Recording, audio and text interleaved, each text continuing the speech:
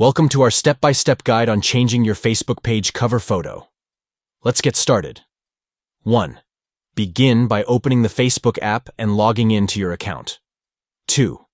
Tap the menu icon, 3 horizontal lines, and scroll down to select Pages.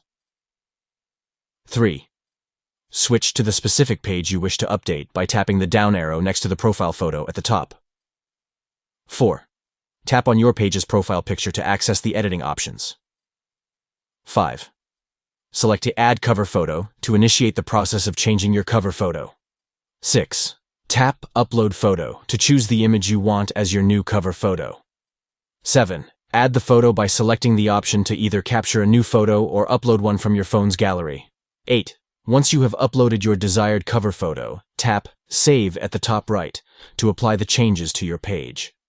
By following these straightforward steps, you can refresh the look of your Facebook page with a new cover photo that resonates with your brand or message.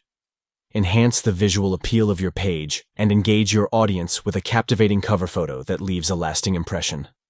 Thank you for watching. We hope this guide has been helpful in explaining how to change your Facebook page cover photo. Update your cover photo to reflect your brand identity and capture the attention of visitors to your page effectively.